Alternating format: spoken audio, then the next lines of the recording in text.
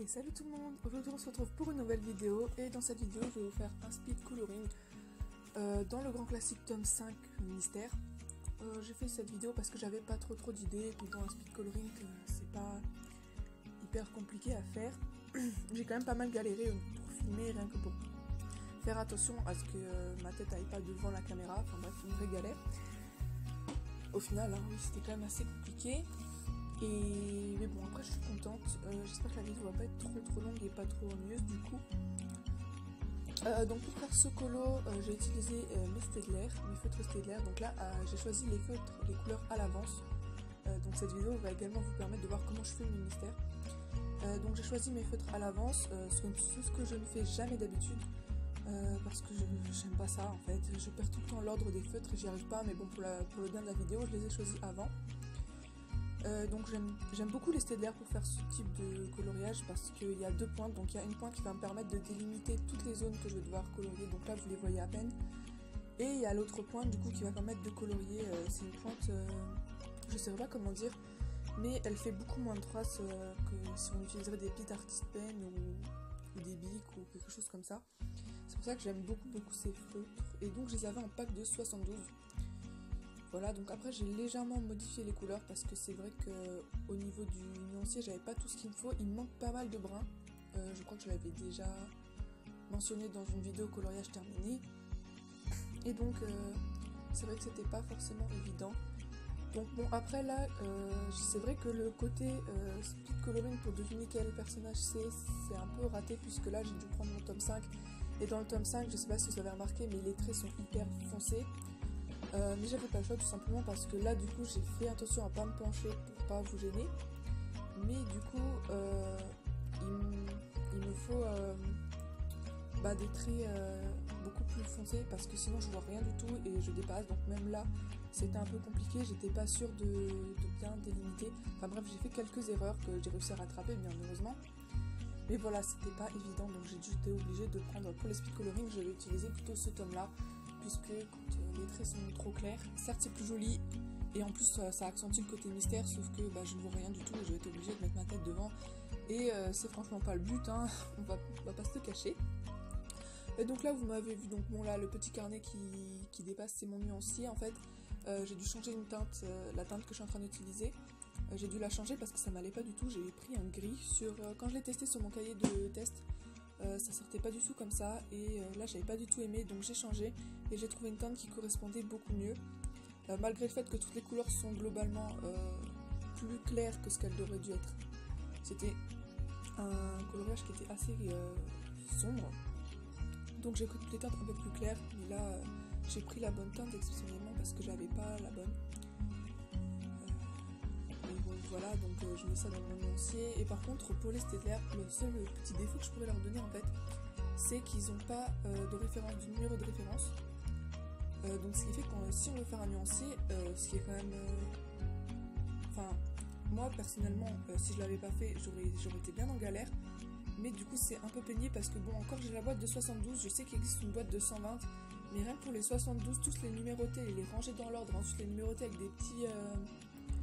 des petites étiquettes, rien que découper des petites étiquettes, je pense que vous les voyez, les étiquettes que j'ai collées dessus. Et même la boîte qui est pas pratique, j'ai dû les ranger dans l'ordre.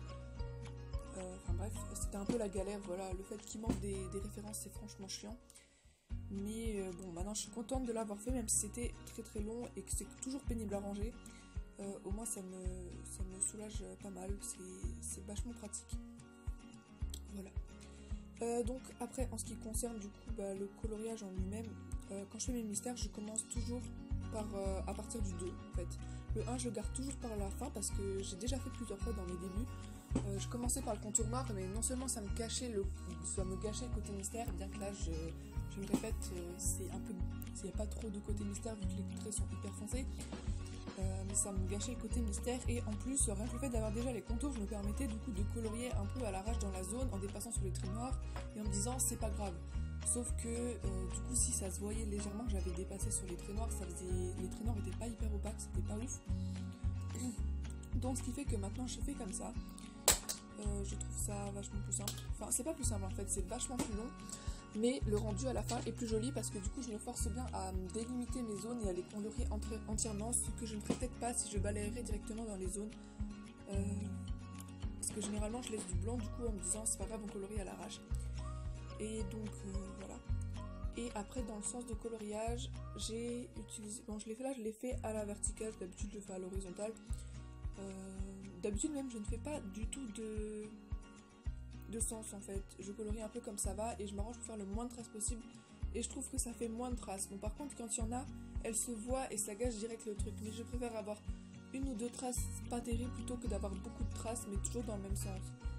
Parce que là vous voyez, bon encore là je suis loin, j'ai essayé de faire un maximum de... J'ai essayé de prendre du plus loin possible pour qu'on puisse quand même tout filmer en entier.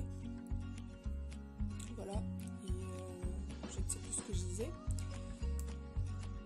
Oui voilà, je colorie toujours dans le même. Là j'ai colorié, pour les grandes zones j'ai colorié à la verticale parce que c'était plus simple, mais pour les plus petites zones j'ai colorié un peu comme vous sentez. Et au final ça fait pas tant de traces que ça. Donc ça va, je suis contente. Donc bon là au niveau des teintes que j'ai utilisées, ça ne correspond pas du tout. Ouais non, j'étais pas hyper satisfaite, mais bon après c'est pas la mort. Et après il y a la dernière teinte que j'ai utilisée, donc là je suis encore sur du Staedtler. Mais la dernière teinte en fait, c'est celle que je vais utiliser juste après. C'est un Pit Artist Pen en fait, parce que j'ai plus assez de brun, donc effectivement je pioche dans mes autres marques. Bien que les Pit Artist c'est vraiment des teintes que j'utilise vraiment en dernier recours. Parce que je les aime pas trop en fait, ils font beaucoup de traces je trouve. Et des Staedtler il y a beaucoup plus de teintes, donc je sais pas. Moi franchement le Staedtler ça reste quand même mon premier choix. Donc après là pour les contours comme vous voyez, je suis en train d'utiliser un stylo calligraphie de Action.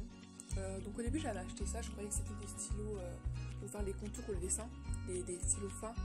Et je me suis rendu compte en fait que c'était... En plus il y avait marqué en gros, hein. Il y avait marqué calligraphie en gros, mais je me suis rendu compte que c'était des gros feutres comme ça, je me suis dit bah mince, qu'est-ce que je vais en faire?